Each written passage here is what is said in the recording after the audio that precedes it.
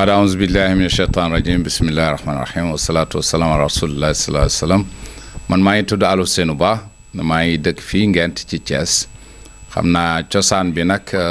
Kaolack laa juddoo mais mën naa wax ni Ndar laa yaroo ak Amérique li gën a bëri suma dund Amérique la maay pour wax tuuti rek ci li nga xam ne liggéey naa ko depuis 2004 ci wàllu politique première participation en politique c'était avec Obama nekk ci team digital Obama 2004 bi muy njëkk di bokk di waxtaan ci wàllu démocratie ci Amérique ba moom bi mu lancé en 2007 aussi ma bokk ci ñi nga xam jàppale nañ ko pour 2008 ci vraiment dem sur le terrain dajale nit ñi fexe ñu votel ko gannaaw si tamit en 2011 bi may wut ku jiite Sénégal man ci suma bopp xalaat Sénégal am yëg-yëg ci Sénégal ma ni dinaa jéem a wut candidat bu nga xam ni dina défendre les couleurs du Sénégal pour les présidences de 2012 ci laa xalaatoon benn nit bu ñuy wax Ibrahima Fall man ma créé woon le site web ibrahimafall.com ba nga xam ne bi ko yàlla dimbalee mu ñëw bokk ci xare bi tam man la def comme coordinateur au niveau des États-Unis te yaakaar naa ni campagne boobu ci États-Unis ñun ñoo ko gagné woon gannaaw gi nag gën naa am yëg-yëg ci Sénégal bi yàlla defee ma ñëwaat fii gis ne vraiment Sénégal ci jamono ji ñu toll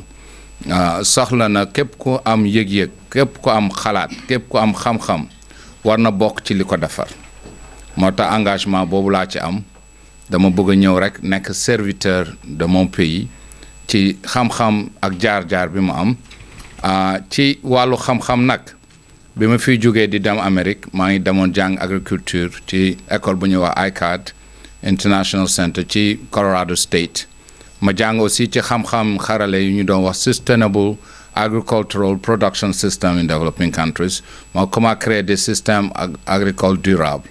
mais avant loolu aussi j'étais aussi ci plan international je pense que jiite lu mat 48 villages ci dans le Diobass foog naa bëri na ay Aaneen Kër Madaro Coxol Kër Sadaro Kër Magay Ndaw ba nga dem Ngunjaan Pey Ngunjaan Joor Naafar Mbojeen Ndiireen Kër Madaro foog naa foofu yëpp ku ngeen wax Alioune Ba ci 30 ans ci gannaaw forage yeeg latrine yeeg école yeeg parrainage yi ñun ñoo ko doon def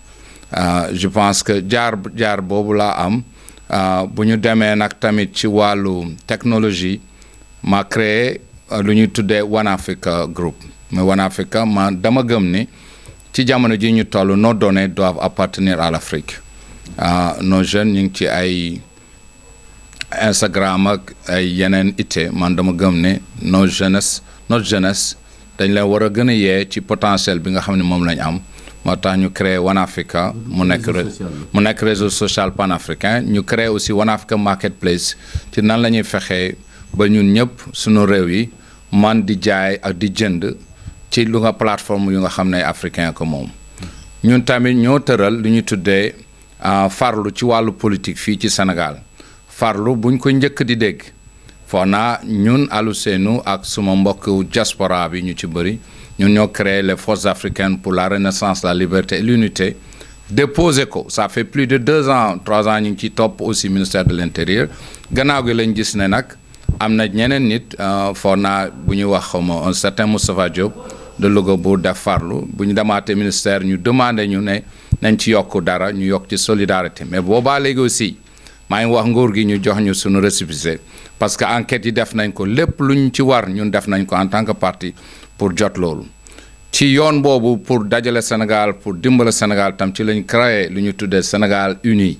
mooy un concept parce que dañ ko jëlee ci li alxuraan wax waxtasimu bi hablillahi jami'an wala tafarraqu moo nañu ànd mooy ci buumu yàlla gi te buñ taxali ko te jamono jii dafa jot nag Sénégal ànd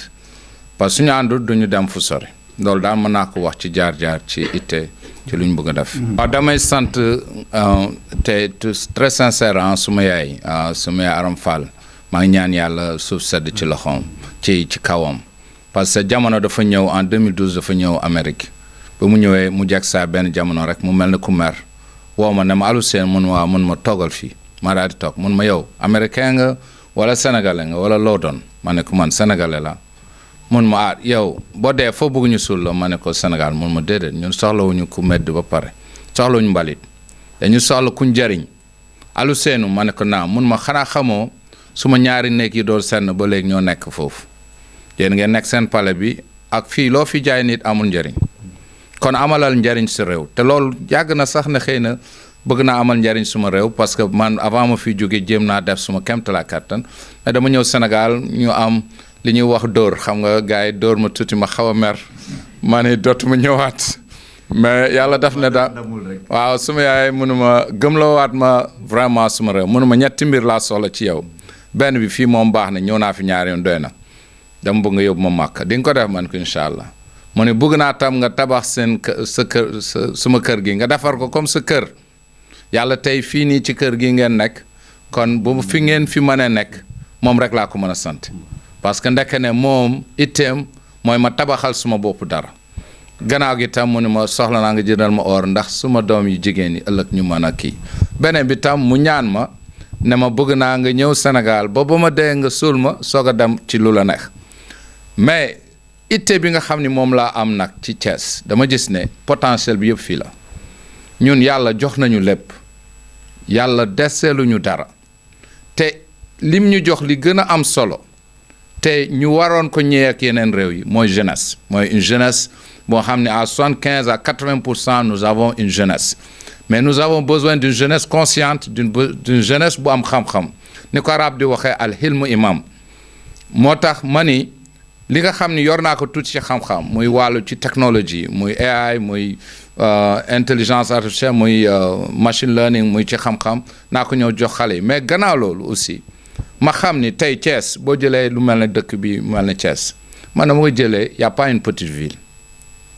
ñàkk initiative rek moo am boo jëlee lu mel ne Washington nga jël Detroit nga jël Atlanta nga jël Caire nga jël Tokyo qu'est-ce qui fait vivre ces villes là am na lu tax ñoom ñuy dund ñun dunduñu potentiel boobu nag laa bëgg a indi Thiès man en tant que maire je ferai 5 choses yu nga xam ni lu am solo la parce que dama ni bala nga ne naam ne fa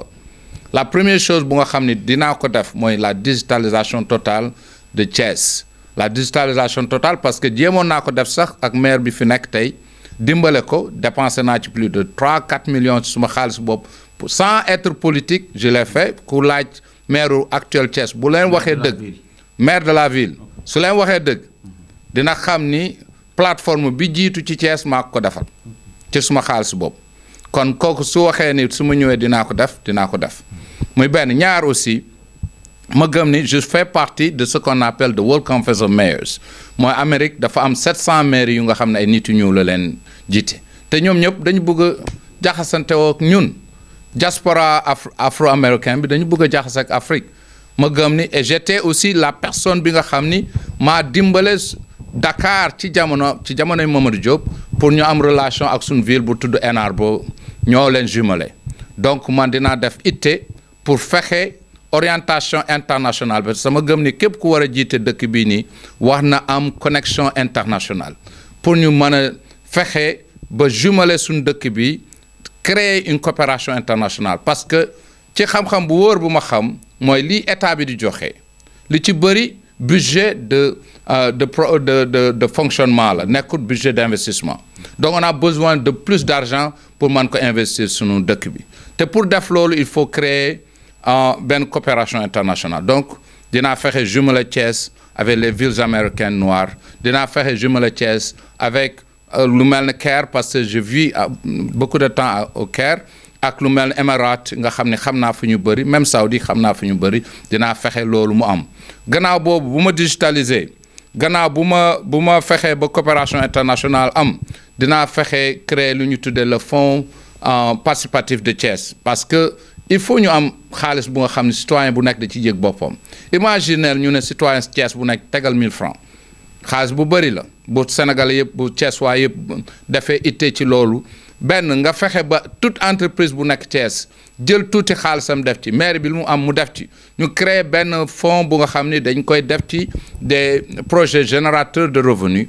ñëpp daañ ci mën a jotaat seen mbir te daañu mën a développer ay concept de développement sur Thiès beneen itte bi aussi dëkk yi li koy dundal mooy xew-xew dafay dundal dëkk Tokyo dëkk yi ngay dëkk yëpp ay xew-xew tey jii nii boo demee Maroc xew-xew boobu am foofu muy kaan bi dafay dundal dëkk bi dafay indi business dafay indi relation dafay indi benn dynamique bu nga xam ni dafay jox dëkk lu mu soxla tey kon man créé naa 5 thématiques concept bu nga xam ni dañuy permettre suñu dëkk bi gën a dund su ma nekkoon maire Thiès dinaa créer 5 semaines ci 5 semaines yooyu dinaa jël benn weer ma jël ko def ko une semaine religieuse de Thiès une semaine religieuse de Thiès dinaa fexe nga xam ni dinaa am de journée Serigne Touba journée Cheikh Ahmad Bamba boo xam ni képp kuy murit di nga mën a découvrir thématiquement Cheikh Ahmad Bamba mooy kan qu'est-ce qu'il a pu faire lan la mën a lan la jëriñ àdduna bi lan la jëriñ suñu dëkk bi lan la jëriñ fii nii ci Sénégal dinaa fexe def journée El Hadj Amadou Ndiéguène dinaa def journée El Hadj Malick journée Cheikh al Islam dinaa def sax journée catholique bu nga xam ni ku ci nekk tarixa yooyu ak njiit yooyu yëpp daañu mën a dundalaat seen mbir seen cosaan boo xoolee ci mbedd mi fii sax def naa fa seeni photo parce que dama bëgg nit ñi xam ni leader yi ñu am ay leader yu am itte lañ yu nga xam ni développé nañ Sénégal donc dundalaat leen c'est une semaine religieuse mais ça serait aussi une semaine économique parce que nit ñi bu ñu tasee ci dëkk daañ fa jaay seen xaalis daañ fa nelaw daañ fa tëdd daañ fa lekk daañ fa naan donc journée religieuse wala semaine religieuse mais semaine économique dinaa def aussi une semaine sportive pour Thiès nga xam ni dinaa ko jiital ci bëre ci sport muy football muy handball muy basketball muy cyclisme mais mujjee ko marathon le marathon international de Thiès même maa ngi koy joxe fii sax ku ko bëgg a créer na ko créer mais man en tout cas ça serait une bonne idée de faire une semaine sportive bu nga xam ni ça va faire connaître Thiès au reste du monde Thiès adduna bi dañu war a xam Thiès lan la on a un potentiel économique on a un potentiel minier on a un potentiel ferroviaire on a un potentiel humain yu nga xam ni il faut l'exploiter jusqu'à la fin kon daañu am semaine religieuse semaine sportive dinaa aussi am semaine culturelle moo xam ni boo dee manjaak boo dee joolaa boo dee séeréer boo dee wolof boo dee tukuleur ak koo mën a doon nga génne sa lekk sa naan sa théâtre sa waxin sa musique nit ñi gën a demalante parce que foofu la Sénégal toll pour nit ñi demalante pour nit ñi dikkante pour nit ñi jàmmalante pour nit ñi waxante des idées on a besoin des idées qui vont développer notre pays qui vont développer notre ville donc je préconise une semaine religieuse une semaine sportive une semaine culturelle mais aussi une semaine technologique àdduna fi mu toll nii booy foog nañ ñi xale yi foog nañ ñi ay TikTok ay photo la ay vidéo la ay fecc la ay way la alors que loolu algorithme la bu chinois yi defar pour ñun ñu jël suñuy données ak suñuy orientation def ci ñoom foowewuñu TikTok ñoom xaalis bu bëri la ci ñoom américains yi foowewuñu Instagram wala Facebook xaalis la bu bëri ci ñoom donc il nous faut vraiment wone les compétences technologiques de notre pays boole tamit indi les grands acteurs technologiques fii ci dëkk bi nit ñi xam fan la technologie toll parce que ci jamono ji ñu ngi wax intelligence artificielle boo ko laajee xale yu bëri yu def terminal xamuñu ci dara xamuñu lan mooy DeepSeek ChatGPT lañ xam ñu ci bëri te xamuñu sax quelles sont les autres possibilités parce que xale yi ñu ngi ciy defar xaalis bu dul jeex ci yeneen àdduna ci yeneen dëkk ñun on n'exploite pas ces compétences-là donc moi je pense que fexe ba créer une semaine bu nga xam ni tout ce lépp lu nga xam ni ci wàllu xam-xam technologique la daañ ko mën a génne fii mais war nañ aussi def une semaine entrepreneurial bu nga xam ni les grandes entreprises maa ngi fi gis Sonatel a ngi fi maa ngi fi gis les grandes entreprises ñu ngi fi war nañu def ay portes ouvertes ñu gën leen a xam ñu gën leen a miin et je pense que tout ça va faire vivre nos hôtels muy business bu nga xam ni dañ ko indi suñu hôtel ça va vivre nos restaurateurs parce que nit ñi daañ fi lekke daañ fi naane ça va faire vivre suñu taxi yi nga xam ni dafay delluwaat ci dëkk bu boobaa nag daañu am xaalis au lieu que ñuy jële ci xaalis ne la plupart des mairies li ñuy def mooy yokku tali bi teg fa nit ñi mu encombré mbedd mi yëpp saltel dëkk bi yëpp te duñ ci jële xaalis bu normal et je pense qu'avec la digitalisation on n'a pas besoin di dem ci nit di ko fayeku da nga fexe ba nga xam ni di nga def benn QR code bu nga xam ne ni nit ñi daañu mën a fay taxe daañu mën a clé te soo digitaliser système yi aussi au lieu que nit ki di dem di rang pour bulletin de naissance pour extrait de naissance pour certificat de mariage dina gën a yomb je pense que ces compétences là c'est possible maintenant xam nga li Obama doon wax the urgency of now mooy mbir mi tey la du suba xam nga gars yi dañu créer un concept di ñu dig rek même l'Union africaine ñu ñuy dig l'Afrique que nous voulons en 2063 on ne peut pas attendre 2063 pour être ce que nous voulons on doit l'être maintenant ñoom Amérique ñoom Japon ñoom Singapour yeneen dëkk yi ils te promettent pas ay hope ay espérance ay nan lañ ko waxee ci encore comme yaakaar bokk yaakaar wala bokk nangam ay 2050 ak affaire tout ça pour moi c'est un faux débat il faut montrer au Sénégal que le potentiel est là et que nous pouvons le faire parce que ñun yàlla jox nañu lépp yàlla jox nañu 3 fleuves au Sénégal on a le fleuve Sénégal le fleuve Gambie fleuve Casamance on a de l'eau douce boo xam ni war nañ ci mbay am nañu suuf su yaatu foo xam ni àdduna yëpp ñu ngi gis ne am nañu suuf mais l'essentiel am nañu jeunesse Hollande amul jeunesse bi ñu am ay magal rek fa dëkk mais Hollande font vivre le monde Ukraine amul jeunesse bi ñu am amul ñu ndox bu ñu am ils font vivre le monde ba nga xam ni guerre Ukraine bi dañu sunu Afrique sax dafa taxaw alors que ñun on a tout ce potentiel on permet que notre jeunesse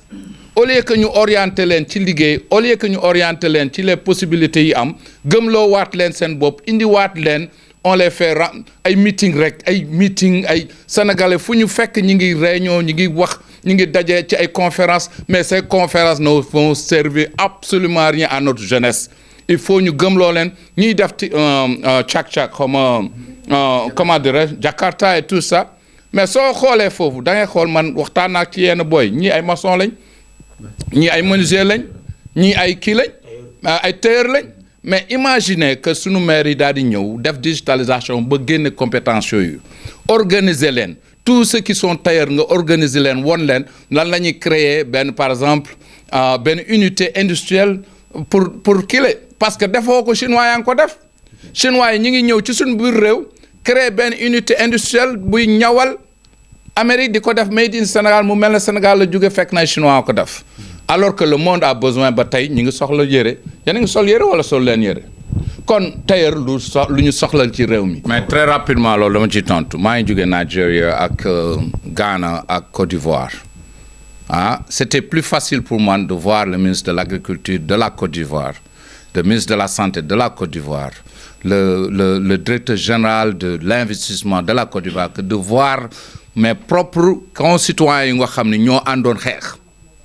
Voyez ce que je veux dire su ma demee ba Côte d'Ivoire di fa yóbbu ay investisseurs américains ak des investisseurs égyptiens mais fii laa njëkkee fii Sénégal laa njëkkee j'ai demandé qu'on puisse voir même ñi moom l'usine textile de Thiès parce que on a ce potentiel on a des gens qui s'intéressent au textile ñoo xam ne ils sont prêts ñëw lu nga xam ne taxaw na ba pare ñu def ci xaalis pour mu demaat mu dox blocage bi fan la je sais pas xaw ma je n'arrive pas j'ai demandé des audiences j'ai demandé des audiences war naa tous les ministères lu ci bëri demandé audience même président je lui ai demandé audience je pense que bi ma demee ba Côte d'Ivoire la ma présidence di ma woo di ma ne ma am na opportunité kii la fekk na dem naa ba pare on a bu ñu demee Côte d'Ivoire bu ñu demee Nigeria les plus grandes personnalités kii nu mu tudd Dangote ci boppam suma hôtel bi ma nekkoon ci la nekk et que on a amené tout un groupe d'Américains et d'Égyptiens yu nga xam ne ñii électroménager pour créer une usine pharmaceutique moo leen ñor ñii créer une usine électroménager pour defar suñuy frigidaire ak suñuy télé moo leen ñor ñii textile leen ñor ñii automotive moo leen ñor donc loolu pour def ko Thiès on a qu'à ñu ubbil ñu bunt yi ñun ma waxuma la sax investissement rek mais dama ni la moi je fais partie au moins j'ai créé mon propre groupe d'investissement ça s'appelle Ba Investment Group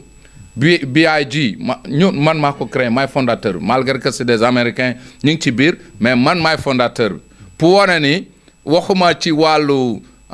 usine ak yu demee noonu mais ci wàllu jox réew xaalis tey jii Sénégal on a besoin d'argent Sénégal ak noo ko mën a gisee potentiel bi fi am moo ëpp jafe-jafe yi fi am il nous faut vraiment avoir des idées, les bonnes idées, avoir les bonnes personnes yu nga xam ni ñoo ko jiite mu dem. Donc moi je crois toujours au Sénégal et on a quand même des possibilités. Am na benn groupe bu nga xam ni nee nañ ma Alou Seynou si jamais le Sénégal pare woon na dafal ñuy engagement, on est prêt à donner 50 milliards de dollars. 50 milliards de dollars, ça fait 2500 milliards de francs CFA. Si le gouvernement a beaucoup qu'il me fasse ce contrat, je le fais. Hein? Donc,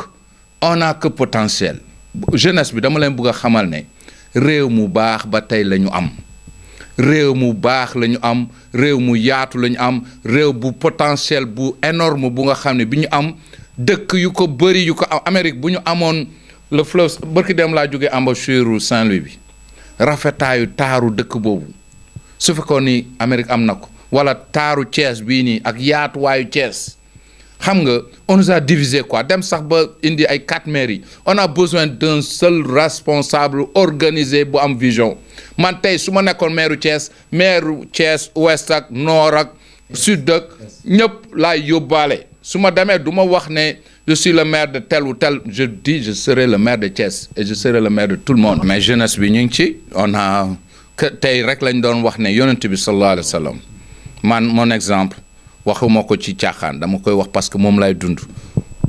ci yonent bi laa jógee yàggul dara et j'ai visité le prophète sallallahu alayhi wa sallam ci 4 ans yi visité naa ko 5 fois te lépp lu nga xam ne yonent bi def na ko ci kaw suuf ci 4 ñii la commencé léegi laa leen ko doon wax. Maintenant, le prophète, il a eu un frère. Amna 5 yi il a commencé. Amna jigen bu ko gëm. Et j'ai cela. J'ai une femme qui croit en moi. Amna soxna yu nga xamni gëm nañu Yalla, gëm nañu yonent bi, gëm nañu aussi lu may def. Am nañu mbokk yonent bi sallallahu alayhi wasallam amna mbokk mu doon Ali daf ko gëm. Joxe boppam te am naa ko. Te amna yonent bi amoon na Abubakar Sadiq. Yonent bi mu jógee ci asamaan jógee ci Yàlla ñëw di wax ne man dem naa Baytul Muqaddis dem naa ci Yàlla ñëw ñu bëri dañ ko wedd Abubakar Sadiq keroog ci guddi googu la am maqaama Sadiq parce que dañ ko wax ne mu laaj leen yonent bi ko wax mu ne waa mu ne kon gëm naa ko man kon tey jii am naa Abubakar Sadiq Ousmane moo doon le financier je pense que si ñu paree xaalis nekkut le problème bi mooy idée gëm yëg xaalis masta am xaalis sax tubaab yeeg fi indi pour gëmloo ñu tey jii nii Amérique boo amee dollar foog nga ni am nga lépp ne l'Amérique pourtant le dollar américain amul lenn lu nekk ci gannaaw amul dara le pétrodollar la rek c'est les arabes ñoo d'accord ñu jëndee pétrole ak dollar mais ñun on a de l'or te boo bërki dem bi ma jógee Nigeria soo xoolee suma réseaux sociaux yi def naa ko ci dama wax ne waa ji wecci ma $300 muy ñetti kayit ñu jox ma juug bu toll nii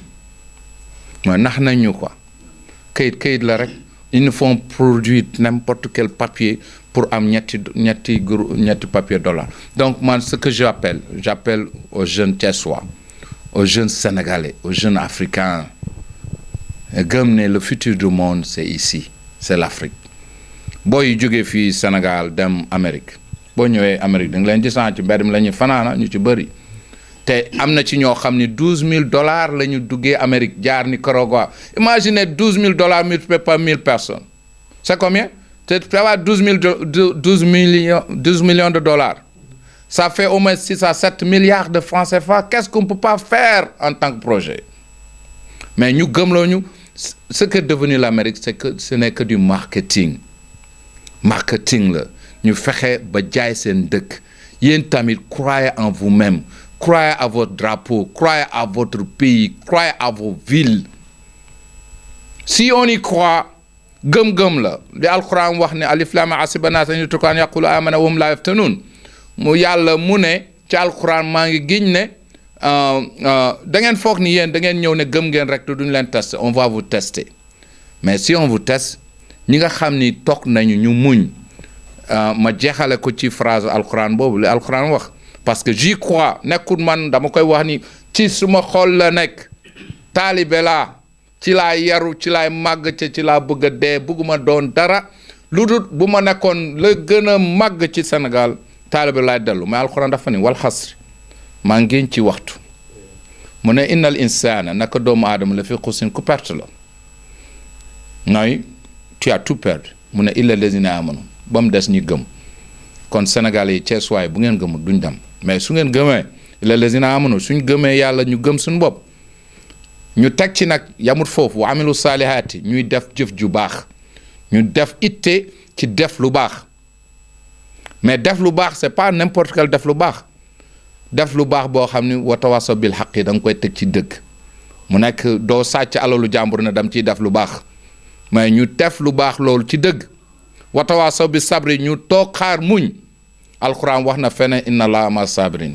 yàlla ànd naak ñu muñ te kon suñu muñee xéewal mooy sotteeku fii te loolu ñun am nañ ko yaakaar suñu réew am nañ ko yaakaar suñu dëkk yi te ma bëgg nag tous les sénégalais ñu gëm ni jot na ci jamono ji ñu ànd doxut man mu wax ni mi ngi dem te demut parce que pour mu dem il faut ñu ànd il faut que ñu nekk ci sur l'essentiel mooy ñu ànd l'essentiel mooy dañu diggoon pour ñu ànd ñun ñëpp ñu liggéey Sénégal et je pense qu'on ne peut pas continuer à attendre on ne peut pas continuer à avoir de l'espoir lorsqu'on n'est pas sur la bonne voie ñi fi nekk bu fekkee ne am nañ xam-xam nañ ko génne bu ñu amul xam-xam nañu woo boroom xam-xam yi képp ku am xam-xam mu ñëw taxaw la mu am ci xam-xam mu joxe ko parce que ñun bi président bi toogee foo naa bokk naa ci ñi ko njëkk a bind demande d'audience ci suñ parti il nous a reçu parce que suma vice-président bi c'est l'actuel président directeur général de Orange Afrique Infrastructure boroom xam-xam bu fees dell la Nohan Bathily man fekk may tukki mu recevoir Nohan daa ko xamal ne ko man ak Alou Seynou soxlawuñ poste ministériel mu ne président ci boppam moo wax Nohan ne ko xam naa ni yéen mënuma leen fay parce que li ministère di fayeku yéen am ngeen lu ko weesu mais ñun ko kon ñun lu ñu soxla mooy compétence yi rek ñu wax leen ñu digal leen ñu xalaatal leen ma xamal ne nag man ci sumay bind wax naa ne li njëkk baa nga neen naam ne fa il faut que ñu xam fan la Sénégal toll digitalement ñu xam exactement les grandes orientations lan la je pense que on peut être sur la bonne voie parce que yàlla xam nga dañu basé wu gëmloo Sénégalais yi ci pétrole ak gaz ak affaire yi c'est bien vrai mais loolu balañ ko def signature yi grande compagnie yi di def c'est du béton buñ gëmloo nit ñi ne mën nañ ko soppi ci saase mënul nekk beneen affaire bi mooy mënul nekk ñu gëmloo ne ñun mën nañ ci génn te tànk dundaluñ suñu bopp ñun 2000 milliards dañ koy dépenser ci lekk ak naan 70% ci lu ñuy lekk lu ñuy naan dañ koy jéggaani ci bitim réew mënuñu gëmloo Sénégal yi on travaille alors qu'on travaille pas paysans yi nga xam ne ñoo ëpp ci ñun 3 mois la ñuy liggéey ci 12 mois fii bu ma rombee dëkk bi yéen ñëpp da ngeen di nelaw ñun ñëpp dañuy nelaw on peut pas se développer tant qu'on travaille pas on peut pas se développer en étant ci ay lamba ki bëre ki basket ak football tous ces enfants là tous ces jeunes là xam nañ kan mooy Messi mais xamuñu nan la ñuy réaliser xaalis ci dëkk bi te on a besoin de compétences il faut pas qu'on trompe les gens il faut pas que ñu gëmloo ne y a un Messi y a quelqu'un qui peut diriger ce Sénégal là tant que amuñu xam-xam mooy développer réew suñu buggee man si j'étais président du Sénégal li muy njëkk a def mooy danaa këppatal éducation bi jàngaluñu xale yi su ma mënee wax ci loolu mooy jàngaluñu xale yi on peut pas continuer à apprendre du Lat Dior fii lañ ko reyee à apprendre de Cheikh Oumar fii lañ ko génnee wala fii lañ ko reyee à apprendre la philosophie française à apprendre la littérature occidentale et on n'apprend pas nos priorités de développement on n'apprend pas la technologie on n'apprend pas le robotique on n'apprend pas comment faire une industrie même hôpital bi boo fa demee on n'apprend même pas nan la ñuy accueillir nit parce que toutes les grandes maladies c'est des maladies psychologiques avant que ça soit des maladies physiques mais même la manière qu'on reçoit les gens au lieu que ñu recevoir leen jox leen ku feebar nga accueillir ko won ko dalal ko jàmmal ko xamal ko ni incha allah yàlla di nga tane yaa ngi koy saaga yaa ngi koy naqaral yaa ngi koy jaabanteloo ci pharmacie yaa ngi koy defloo lu nekk mais même le comportement même en matière de comportement il faut qu'on dise les gens la vérité man bëgg a falu su ngeen ma faloon mën na am na ne c'est jafe-jafe ngeen ngi gën a am parce que du ma ko yombal de du ma nekk nit boo xam ni damay ñëw ne dafay facile te facile il faut qu'on le fasse ensemble man rek manuma ko def on va le faire ensemble on va le faire en modifiant nos comportements. Vous prenez la vraie rupture. C'est la vraie rupture. La vraie rupture, c'est les connaissances, c'est un problème de comportement. Serigne Touba bi mu ñëwee El Hadji Malick bi mu ñëwee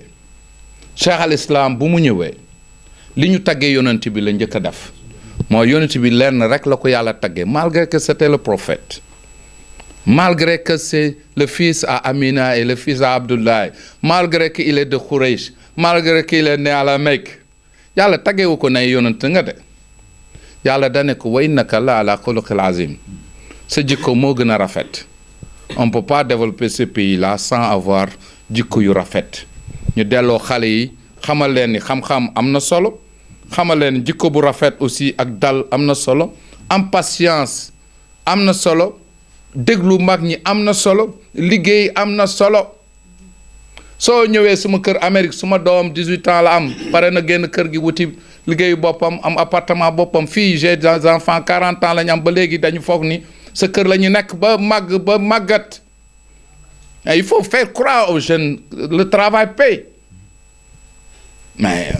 man en tout cas lii mooy suma xalaat manuma leen wax leneen manuma leen je vais pas vous faire rêver je vais vous dire exactement la vérité. waaw xam nga li may wax toujours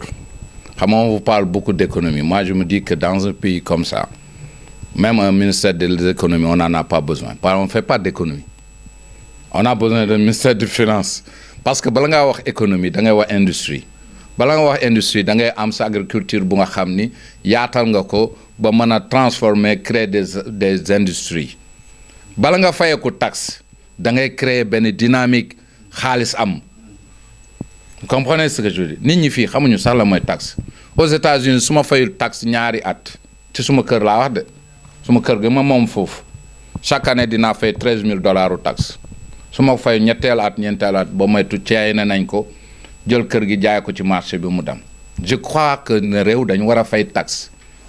mais il faudrait nga créer des richesses d'abord waaw il faut que nga créer des richesses d'abord et c'est vrai que ñi nga xam ni les grandes entreprises yi nga xam ni par exemple dama lay jox exemple il y a des grandes entreprises françaises yi nekk fii moi je suis pas contre la France ni l'Amérique mais ci seen réew dañuy fay taxe donc ci suñ réew dañu war a fay taxe mais yow nit ñi amuñu dara paysan bi amul dara ñi ci kër yi amuñu dara nga leen da ngeen di fay taxe et puis beneen affaire man su ma wàccee avion tu sais ce que je vois ma wàccee avion toujours damay am kersa damay rus mooy lan ngay gis exbet xaw ma exbet dégg naa affaire carte la mais on pense se développer avec ça moi je crois pas qu'on peut se développer avec ça je suis pas nag xoolal je ne suis pas un religieux pour wax ne li ngeen war a def ñëw ma fi pour wax ne cigarette beeg sangara beeg nangam moi je pense que dañ leen war a taxer ga je crois à ça parce que xam nga lu yàq da ngay fexe ba taxer ko ba nga xam ni dina jafe ci nit ñi mais moi je me dis que xam nga on regarde les solutions là où ils sont pas da ngay xam nga problème il faudrait qu'on parle plus de solutions et qu'on arrive vraiment à trouver les solutions là où ils sont solution bi mooy du woon wàññi sax wax naa ko yàgg na bi ñuy soog a toog laa leen wax ni affaire bi du sax wàññi ceeb ak dawlin fexeel ba nit ñi am liggéey xam nga soo wàññee ceeb ak dawlin te nit ñi amuñu liggéey affaire bi njëg la njëg ki am njëg xalaatul lu cher am na njëg képp koo dégg na mën a dafa cher rek amul njëg mais boo amee njëg bu ñu fexee ba kër gu nekk am ñaari xaleel yu fay liggéey tey jii kër goo gis soo amul liggéey wala benn nit a fay liggéey mais imaginez ci benn dëkk ci benn kër ñetti xaleel yi wala ñeenti xaleel di commencé liggéey usines yi am ku ci gont suba sa morom gont ngoon su ma léegi nga dootuñu wax affaire njëg de man je pense que c'est ça les solutions ah si on forme cette jeunesse là ñu xam ces compétences là ci benn jamono bu ndaw ci Facebook est-ce que changé wut àdduna bi c'est une initiative personnelle individuelle ah Twitter changé wut àdduna bi ChatGPT ay benn nit ñoo toog xalaat concevoir comme ni ma toogee concevoir One Africa je pense que on doit avoir des initiatives yu mel noonu former cette jeunesse là te aussi former jeunesse bi ci ñu mën a jeexital maçon yi ngi fi ah tey ñi doon defar kër gi dama toog ndeke ne équipe bi koy defar ah ñoom ñëpp ñoo bokk ndey ak baay mu am menuisier mu am nu mu tëddee maçon am kii nu mu carreleur am électricien am plombier man leen yéen lan moo tax créé wu leen entreprise ci lañ toog di xalaat ba ma créé leen entreprise ñu dem donc tuuti xoola joxuma leen sax xaalis gannaaw seen fay xalaat rek laa leen jox bi ñu créé entreprise ci lañ commencé gis ne ah ñun kat mën nañoo def benn ci offre yi war nañ ci mën a kii bokk ñu commencé xool offre yi fan lañ ko mën a gisee je pense que les gens ont besoin plus de connaissances nañu am xam-xam njëkk man je dis que cette jeunesse li ñu soxla ci dëkk bi yëpp mi ngi fi on doit leur montrer la voie et programme bi nga xam ni tam teg naa ko tam suñ ko toppee yaakaar naa dañ ci mën a génn. li nu mën a jàpp ci ñoom mais xam naa nag soo ma doon may tuuti ma dikk ci sababu teew bi ma ànd ak sunu frère Bikiri nga xamante ni moom ci boppam rek doon na day jël kàddu wax ndax ku xool lim fi def ab li mu représenté fii ci dëkk bi moo lay wan déjà image bi nga xamante ni moom la ñu jox Al Ousseynou Ba mu nekkoon koo xamante ni ñun ci sunu kanam la màggee fi la jàngee jóge fi soog a dem sàkku ji xam-xam waaye ñun li nu jot a dëkk ak moom xam ko mooy ku servir dëkkam la te daf koo njëkkee ci servir koñam bari na ci fekkee ko lu yàgg muy dund dans le développement dund dans le social bokk koog waa koñ bi di leen organiser di leen jàppale mu nekk tam koo xamante ni c'est un fin religieux ci diine dañ ko xamee mu di ci dund parce que tam ci loolu lañ ko yar kon ku mel noonu bu fekkente ni ñun ñu ngi bokk ak moom koñ bi mu amal njariñ ñi mu dëkkal jox leen yar jàng fi mu war a jàngee wane ay preuve am fi mu ko war a wane bu demee ba nga xamante ni tey jii mi ngi aspiré nekk maire ñun dina ñëw porter témoignage ci moom xam ni kii nit la koo xamante ni nekk na d'une efficacité légendaire man na ko am na compétence bi yaram may na ko am na disponibilité bi ay relation aussi permettre na ko te boo ko dégloo di nga xam ni kii tamit li muy wax xam na ko ah ku mel noonu donc bu ñëwee indi fi tamit loo xamante ni ñun dégg nañu ko ndaxte dafa dugg ci innovation maire yi dañoo hérité de l'administration coloniale boo xamante ni dafa bari ay bouleversements dans le cadre des procédures lentes et douloureuses et puis tamit déconnecté wuñ leen carrément dans le cadre de la décentralisation ba ñoom leen bëgg a wax ñu wax ko leen bëgg a def ñu def ko mais moom mii te pour nga mën a dem il faut dafa am looy xam da nga am ay des idées innovantes nga xamante ni boo ko tegee ci table bi dina mën a tax tam ñi ngay mën a orienter ñu am fu mu teg seen tànk loolu dafa bokk d'abord ci sookulu li ngay mën a liggéey pour nga dem te boo ko dégloo da ngay xam ni moom loolu tam ma nga ca ñaareel bi mooy danoo nekk aussi wax na ko léegi à l'heure de la digitalisation nekk tamit à l'heure du numérique lié à ce qu'on appelle l'intelligence artificielle naa ko démb ni ko mu def ay instruments yoo xamante ni sax ñaari volets waroon nañ ko dépasser bu yàgg bu fekkonte ni administration bi fi mu waroon teg tànkam teg na ko fa mais toujours dama wax ni il faut que nga am ay nit ñoo xamante ni ñoo war a yore lanterne di éclairer te pour nga mën a éclairer da ngay jàng administration bi aussi ñi nga xamante ni ñoom ngay administrer ñu fexe tam ba nu xam ndax xam-xam dafay noppal ki nga xamante ni moom mooy jiite mënoo ñëw di jiite tout en s'enfermant dans la confusion da ngay dégg ni nga dem tey puis ñu rompre avec ce système qui consiste à élire des maires politiquement maa fa ëpp doole maa def lépp moom la ñuy fal. mais maire bi institution politique la. c'est une institution politique c'est la clé de voûte mais administrativement dafa am lu koy gérer alors donc soo demee ci nga xamante ni moom mooy ses soubassements la proximité dafa bekk ci loo xamante ni politique la mais administration bi koy gérer man je parle des souplesses yi nga xamante ni c'est lié à certaines procédures administratives gën a indi tutelle bi ba maire itam mën cee am yoon boo xamante ni buñ ci jàllee dafay mën a dem parce que maire bu am loolu am un peu de proximité di nga mën a dugg fu baax di nga mën a liggéey boo xamante ni liggéey bu rafet la effectivement wax na ko liggéey aussi mënuñu koo def te xamuloo ñàkk a xam dafa doy nattu ci dëkk dafa doy nattu ci koñ dafa doon nattu ci réew il faut que tam nit ñi dem jàngi am na ci benn célèbre marabout bu may déglu mu ni lu waay jàng doyul lu waay xam doyul lu waay yaru doyul bala ngaa mën a liggéey ça me renvoie un peu à la belle rhétorique de notre ancien président Léopold Sédar Senghor lorsqu'il disait que ni le travail est condition de développement humain. On ne se sent un homme capable, un homme complet que dans le travail. Mais nag nee na par l'amour du travail et par le travail bien fait. Il faut que tamit ñuy jéem a fàtte ñu bañ di tricher ñu essayer de recréer de véritables dogs d'État yoo xamante ne bu ñu nekkee ci à la tête de ces institutions doon ko mën a jox un souffle nouveau. Parce que actuellement nii dof amatul. Danoo nekk dans un monde boo xamante ni il faut que mu am une réflexion rapide une action rapide et d'ailleurs même pour nga mën a réussir il faut tam ngay mën a lier ces deux facteurs combinés qui fait que ni da ngay am l'action rapide liée à l'intelligence. Et maintenant bu ñu demee nag léegi ci ce qu'on appelle maintenant les nouvelles formes d'information et de communication liées à l'intelligence artificielle damay wax ne toujours que ni xale yi ñoo ci am une fausse notion parce que ñoom joxe noonu seen exemple à travers le Facebook ak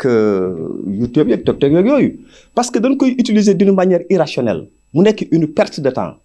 perte de mémoire boo xamante ni à l'arrivée fi may aboutir mooy doo doxal sax sa kër waxtuma ak sa koñ or que am na leneen lu ca nekk lu bokkul ak loolu mën nga toog sa kër jaay mën nga toog sa kër jënd mën nga toog sa kër wax ak Obama mën nga toog sa kër wax ak ku nekk lu ne mën nga ko bu fekkente ni affaire bi instrument de mesure yu ñu la jox jàng nga ko ba mën ko maîtriser mais tey jii soo xoolee nu ñu koy utiliser tey jii am na ci loo xamante ni noonu la mën a loree dama koy wax tuuti parce que dem léegi marché def nit taatu neen mu ànd ak nit nga wax ko dara loolu tam mën na ko nga dem fële xool ko ba mu neex ko muy dem mu jàdd faneen nga wax loo ko loo xamante wax ko mën na ko il faut que tamit ñu installer vraiment benn éveil de conscience boo xamante ni nañ xam ne ñun war na noo mën a demal suñu bopp moom mii ñun loolu lañu gis ci moom témoignage boobu Bikri Faye mi wax na ma ko démb ni ma nit la kon war a soutenir ndax ñun dañuy dégg suñu jàng soriwul waaye nag boo waxee ñu comprendre donc moom nekk na koo xamante ni au rythme de ce qu'il est en train de démontrer man dama koy wax que c'est un homme efficace li ñu koy sant man na ko te ñu ngi koy jàppale di ko ñaanal yàlla na ko yàlla defal jàmm defal ko sutura. Effectivement il faut contact bi am ci solo parce que xamante ni politique bu Thiès dafay dem ak ce qu'on appelle benn rapport de proximité bon loolu dañ ñu ko jàngal ba boo jógul dem ci nit ñi tamit bul jàpp ni di nga am dara. dafa bokk ci li ma njëkk a wax nii mënuñoo construire ab ville tout en restant enfermé dans la confusion mënut a nekk moom moo war a xam ni dafa war en tout cas ñun xam nañ ko miin nañ ko xam nañ ni mën na politique nag mbubb la da nga koy sol boo bëggee bañ a def taatu neen te ni nga koy mën a solee mooy nga jël sa tànk dem ci nit ñi la nga amaku si néew nga bokk kook ñoom ci sa xalaat ci sa dem ak ci sa poos parce que loolu mooy li nga xamante ni moom mooy li fa xew donte sax bu fekkente ni demewul noonu parce que principe bu politique moom wax nga ko xubbul watani minal iman mooy que ñun ñëpp rek nañu jéem a jokk ci buum ki nga xamante ni moom mooy defar dëkk bi c'est l'art de bâtir la cité waaye nag notion bi ñu koy defee aussi ñu dañoo nekk on est trop tiers-mondiste ba nga xamante ni ñun suñu culture politiquement dafa am yu mu àndal dafa àndal dimbalante pour convaincre la personne dafa ànd ak dem ci nit ki pour jéem a convaincre la personne mais nag la finalité c'est pas ça la finalité mooy nga fexe ba nit ki wan la loo xamante ni boo ci jàppee bu ëllëgee di nga mën a def dara